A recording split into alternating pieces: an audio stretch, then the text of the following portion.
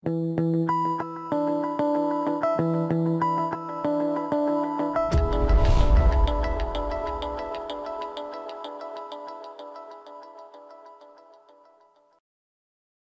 guys, this is Verneer for cardrunners.com. So this episode is going to focus on facing 3-bet pots. So a couple things. Here is our opening range. This range represents right around 16% of hands, or 210 combos. Now, in general, you should be defending about 30 to 40% of the time versus a 3-bet. Now, I said it's obviously situation dependent in terms of against every single 3-bet, you're not going to defend, 30 to 40% of the time. It's just that's what the average should be. You want to defend wider versus 3-bets from the cutoff and the button, and tighter versus 3-bets from the blinds. We're going to give 3-bets from the blinds more respect, unless they're squeezing. So now, a couple things about calling a 3-bet. We'll start with calling a 3-bet.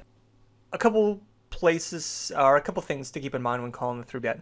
One, if your hand is too strong to fold, but not strong enough to 4-bet call. For example, 10s through queens in a lot of spots, ace queen versus some villains. They're hands that you don't want to 4-bet, but you're definitely ahead of somebody's 3-betting range. So you want to call with those kind of hands. You want to trap with strong hands. So sometimes some of the examples will include me calling with kings and aces. In fact, I would say by default versus a 3-bet, I call with aces just because unless I'm playing against a very well-defined range, they're just going to fold out too many bluffs if I end up 4-betting them. There is, you could be getting great odds to hit and play in position.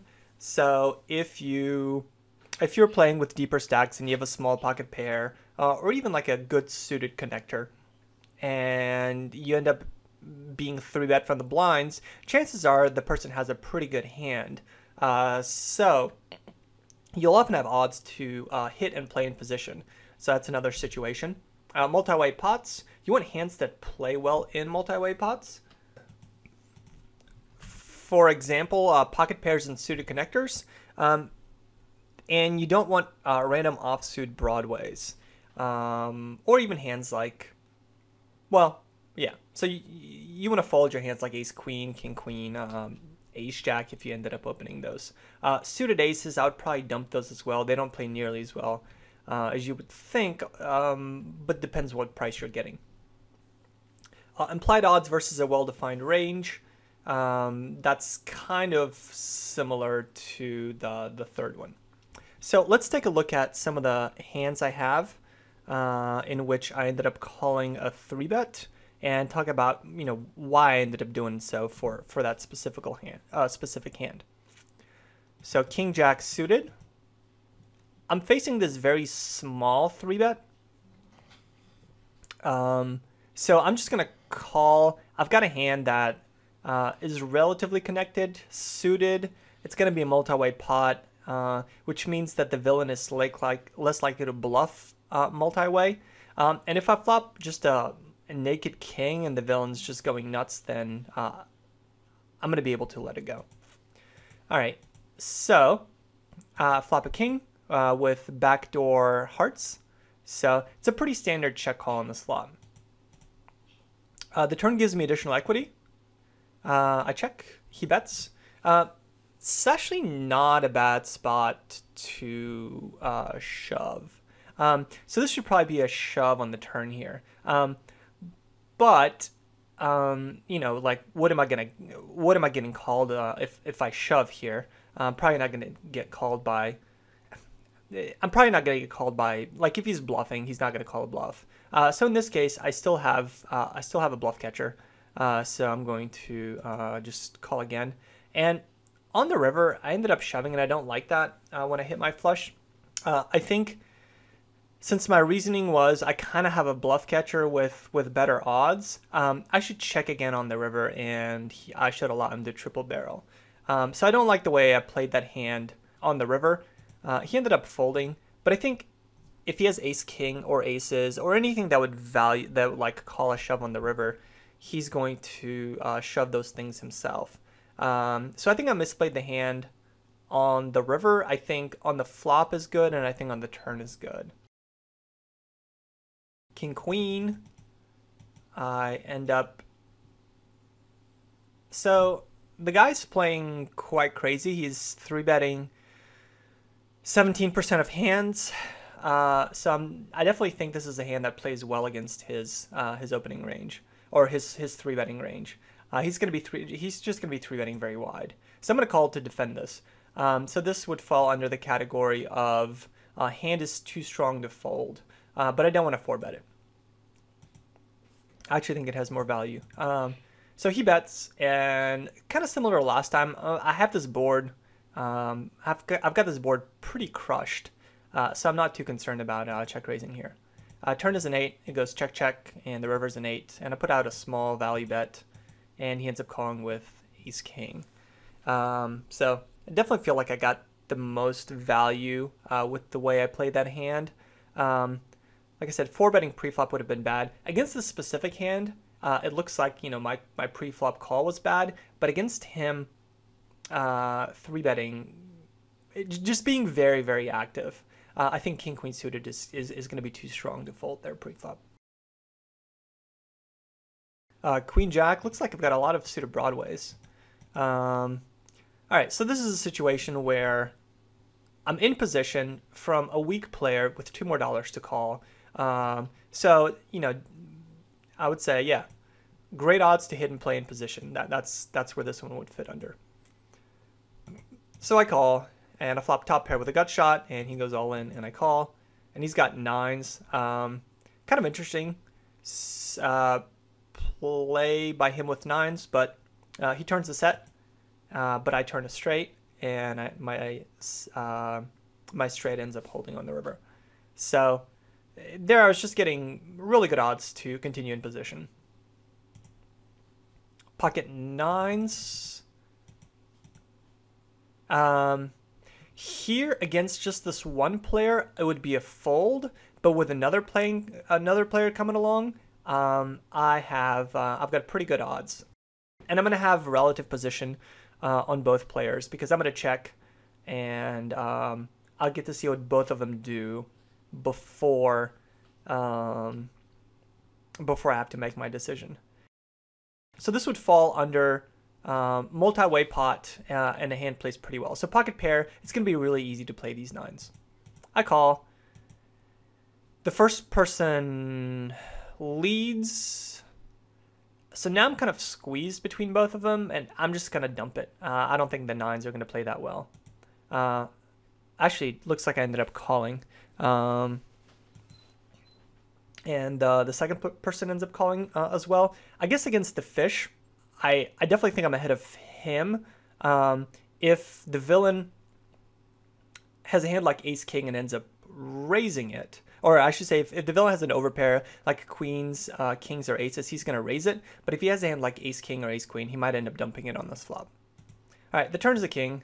The first villain goes all in. Now I'm definitely folding, and the second guy ends up calling. So he ended up having ace-king. The first guy ended up having 4-5, just a monster draw on that flop. So I think pre-flop was definitely correct on my part. The flop call was good. The turn, obviously, is just going to be a fold since I don't even know what the villain's going to be doing. I don't mind the villain's call on the flop, the 3-betters, the RZ99. He's in position. He's getting pretty good odds to continue. I don't think I could raise this flop, and that might be the best play, even without being results oriented, just because it puts me heads up against the villain. But I think in general, I like just calling the flop. So I think I played the hand okay post flop. Pocket 10s. Similar situation. I've got a person that's very active that's squeezing. 4-betting here might be the best play, actually, with the 10s against an active person. I end up calling. then their original guy ends up, or the initial caller ends up 4-betting. Then we have a shove. So now I'm just done. And they end up having ace king versus queens kind of raise. But pre-flop, I'm just thinking about, I ended up calling. I'm not 100% sure what the best play in this spot is. Like, tens are one of those hands that are, I mean, at the time I put it under the too strong to fold but not strong enough to 4-bet call, but it actually might be an okay spot to 4-bet it against the squeezer. I just didn't have enough info about him at the time. So I think folding is not good. I think the best play is to call here. Fives, little min raise, and we're pretty deep, so with deep stacks I'm going to call in order to set mine. Great flop for me. Check call. I'm just so strong. I want to give him a chance to catch up if he has a hand like ace king or ace queen. Let him catch an ace or a king or a queen. Turns a 4. Perfect card for me. Gives me a full house. It goes check check, and the river's a king. So now I don't want to lead. I want to check and hope he caught a piece of that king, or at least that he's going to bluff. So I check. He bets 31, and I go all in. So he tanks for a while and ends up calling with ace king, and I win close to a 300 big blind pot. So very nice pot. Pretty standard play given how deep we are at the beginning of the hand. Didn't cost me that much to continue, and I won a pretty nice pot off it with slow playing it there. Ace 6 suited. Kind of curious to see how I ended up calling this one. No, this should be a fold. So I don't like my call there. Everybody checks. I fire, and I take it down. I don't like my call there pre-flop. I'm not deep enough or getting a good enough price to continue. So it's like 5.5 to go. It's just a hand that's not going to play that well post-flop. But ended up taking it down on the turn. But again, that's being results oriented. Ace jack suited. Again, I'm kind of curious to see why I ended up calling that. All right, so player's playing 58-45. Makes it a very small 3-bet. I don't want to shove here. I would rather just call and play some post-flop poker. So I call, and the flop is pretty good for me. Gives me 2 overs and a straight draw. So now I just end up check raising all in and end up getting the straight. So pre-flop, just a loose villain and a small price to continue allowed me to continue pre-flop, see a flop, and then it was good enough, check raised all in. Pocket queens. Little min raise from a 53-17 player. I can probably, I mean, I could 4-bet here, but even against a very loose player like this, when they're 3-betting from the big blind after I opened under the gun, I'm just much more apt to give them respect here. So I end up calling, and I obviously end up calling this flop. Bet the turn, and I should bet the river there, just to get value from random hands that he has. I should bet the river for like $30 or so. He ended up having king 10. So yeah, just going to the flop with a very strong hand against his kind of weaker range. But I think it's pretty straightforward post flop. On the flop, I could probably even raise the flop, but I don't mind just flatting. Turn, definitely a bet, and I think I should value bet the river. 7-8 suited. So here it's a spot where 3 players call, and I've got a hand that's going to play very well post flop against their overall ranges. So multi-way pot, lots of implied odds. So this is a spot now where I flop middle pair and all kinds of backdoor draws. I think calling here is fine for a half pot size bet. I ended up folding. I guess I was looking to hit a bigger flop. And I don't mind sticking with that plan. Like, it was pretty cheap for me to play in a multi-way pot, and I was looking to hit it big. I didn't, so I'm not going to put too much more money in afterwards. I think having that plan is fine. I also think calling once here is okay. So one player calls once, it goes bet bet, and aces and queens. So like I said, I think either play is fine on the flop. I think if you go into it pre-flop with, looking to hit it pretty big against 3 other players, I think that's fine. But I also think this was a good enough flop to where peeling once for a half pot size bet would have been totally fine as well. Deuces. Once again, multi-way pot. Flop a full house. Check, check, check. Everybody checks. Now I want to lead. And I'm going to lead again. Could probably bet bigger on the river. And probably bet bigger on the turn. Once again, my smaller bet sizing is not that thrilled with it. But yeah, multi-way pot, good implied odds. Bet the turn, bet the river. I think the guy played his kings fine. I don't think that's a great flop for him. In terms of like, if he's getting action on that flop, it's very likely that somebody has a 9. So versus a nit 3-betting from the big blind, if it's offsuit ace king, I might end up folding it, and that sounds really nitty, but this guy's really tight, and he's 3-betting my tightest opening range from the spot where his 3-bet should be the smallest. So I think ace king offsuit just doesn't play great there. Like, he's not going to be 3-betting ace queen there. But because it's suited and I'm in position, I'm going to end up calling. So I'll flop an ace, end up calling there. On the turn, just going to bet for value. I've got the flush draw to go along with my top pair. I'm not betting big, because at this point, I'm thinking, he's got queens or kings, and he ends up folding. Pocket aces. I get 3-bet by a pretty tight player. He's got a relatively high 3-bet percentage.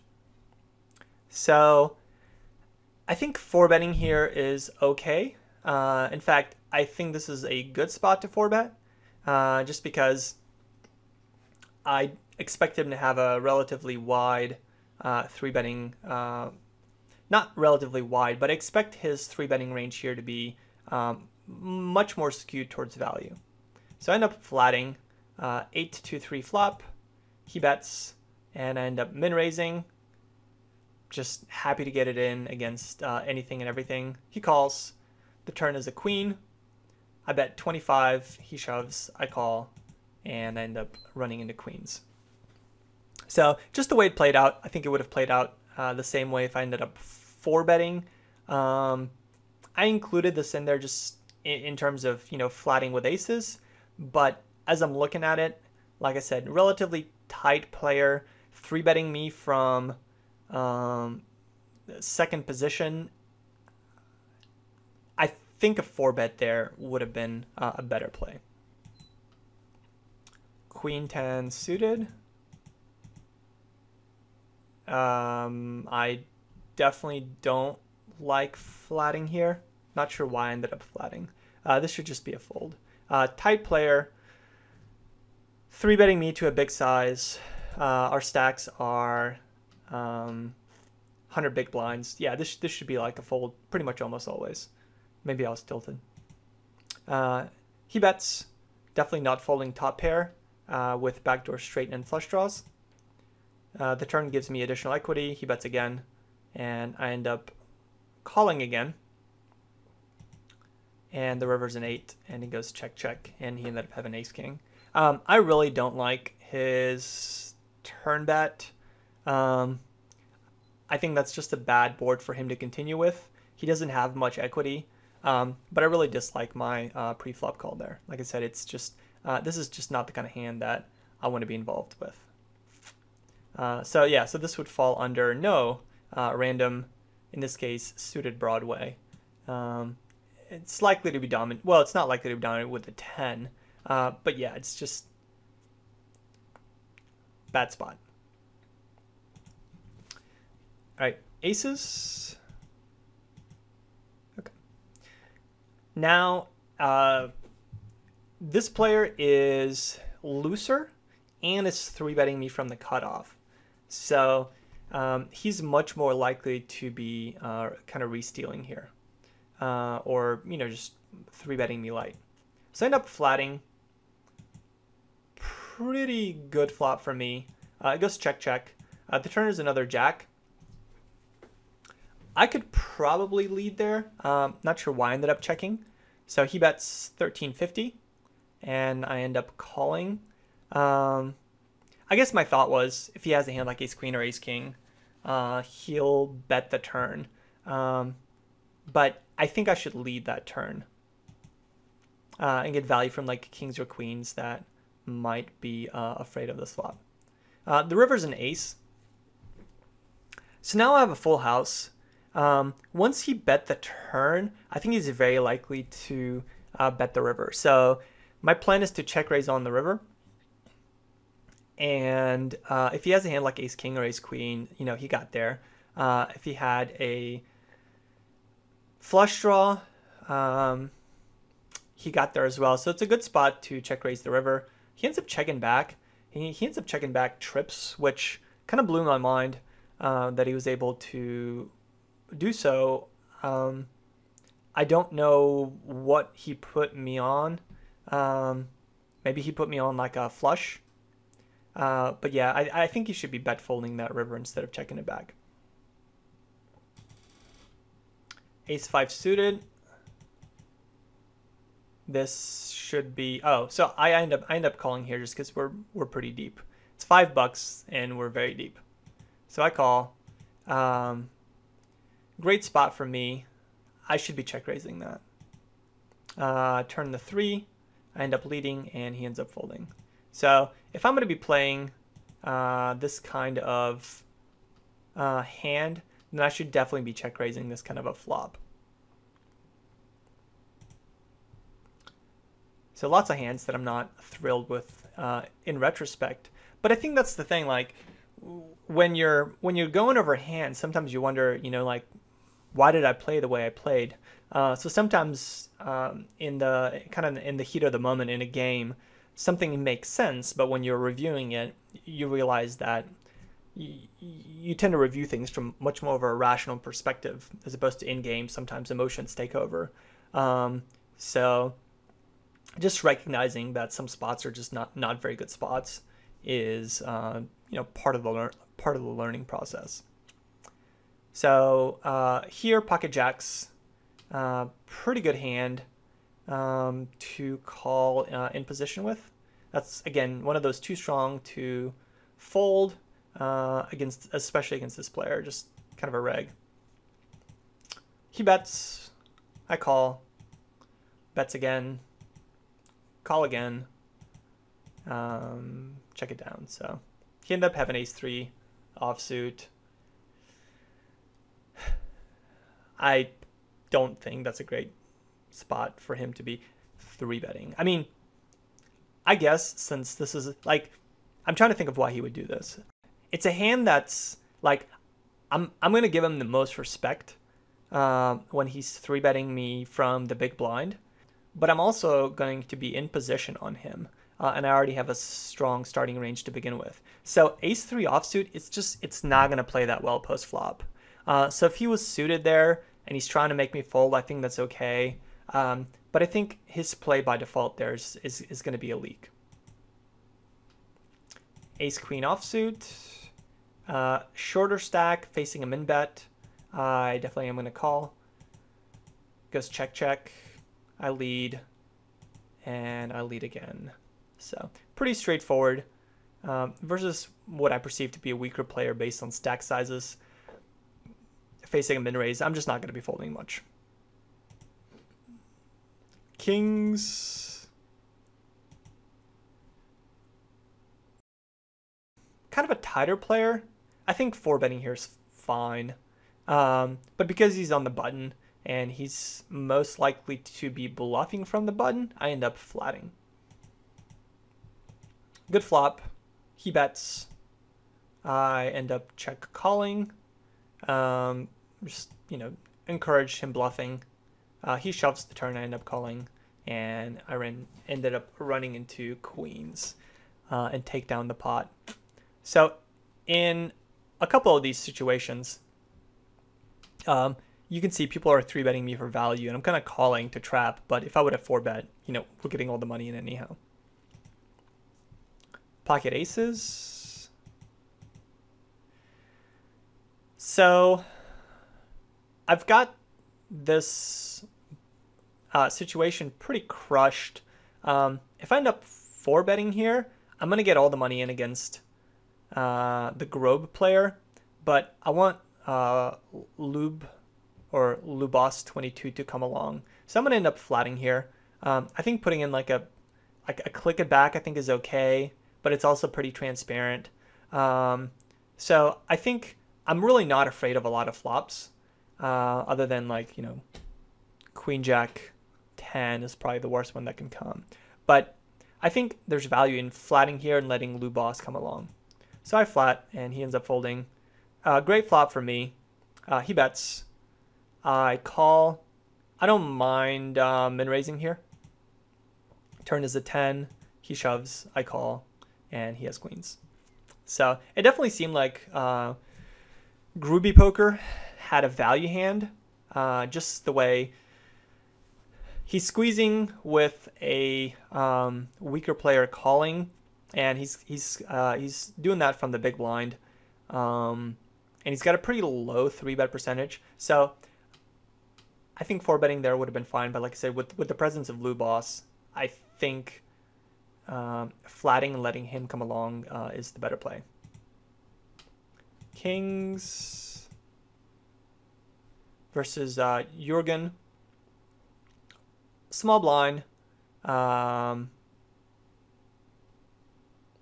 Just ended up calling here. I think 4-betting is okay, but again, I think against just one player, it's pretty transparent, especially if this one player is a regular. So this player seems to be a regular. So when I 4-bet there, I'm just like really, really strong.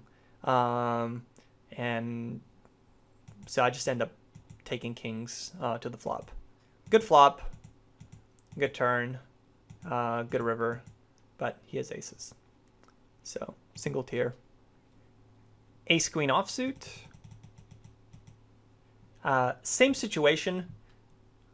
What I perceive to be a weaker player based on stack sizes and his min 3-bet size. So I'm going to call. Miss, but it goes check, check. The turn is a 9. I'm going to lead with my 2 overs and flush draw. He calls. The river's an ace. So I don't see too much merit in betting for value here, because if he has a draw that he missed, he's just going to fold. But I can check and induce a bet from a draw that missed. So I check, and he bets close to pot, and I ended up just bluff catching him. And he did have the open-ended straight draw on the turn, and I take down a pretty nice pot. Jacks. Deeper-ish against a tight player. Too strong to fold, not strong enough to 4-bet. I call. Flop. top set, it goes check, check. The turn is an ace. I check again, let him fire the turn. And I end up check calling. And a great river, and I expect him to bet his ace for value again here. And now I can check raise all in. And he ended up getting really coolered post flop with top 2. So I think all 3 streets are a check call just with the way the board's running out. Well, not the river. The river's a check raise, obviously. Pocket 5s, multi-way pot, perfect spot to call. Great flop for me. Check, check, small bet, a call. So I ended up min raising here just to pump a lot of money into the pot, and they both end up calling. And the turn is a 9, and I hope I bet small here. Good, I bet 35, and I get a call, and then I end up getting a fold. So I've got the board crushed, and I just want to kind of string them along there. Let me see on the turn. That's the thing, like, I don't want to bet too much here because I'm just not really afraid of anything, and I can shove, you know, any river. So yeah, he ended up calling. He's essentially drawing dead, and some people might not want to call off a whole stack. So I'm perfectly fine with the way I played the hand. Another jack's hand. So too strong to fold. Although this guy's pretty tight, and I expect him to have a relatively tight 3-betting range in this specific situation. So I call, top set, check, call. The turn, I think at this point I can check raise. The board's starting to get some draws on it, and I expect him to stack off with an overpair, which he did. So I think if the board was like a 5-6, 5-6-2, I'm going to check call. If he fires again on the turn, I'm probably just going to be folding. All right, and last hand. So unknown player making a small 3-bet. I'm going to end up calling here. As you can see, I mean, so if this was like a regular making a tight regular with a reasonable 3-bet percentage, like a 6%, I'm more than likely just going to be dumping this. But against an unknown, making it small, and we're deeper-ish, I'm going to peel and see a flop. So a good flop for me. He bets. I end up check raising. He ends up calling. The turn is a 7. I bet. He calls. And the river's a king. And now I just end up shoving, and he ends up folding. So good enough flop for me to continue to check raise. On the turn, not a great turn card for me, but I'm happy to continue aggression. And obviously, once I end up hitting one of my outs that I was hoping for, I just end up shoving it. And he ends up taking it down. Or he ends up folding, and I end up taking it down. So until next time, for cardrunners.com, this has been Verneer. And good luck at the tables, guys.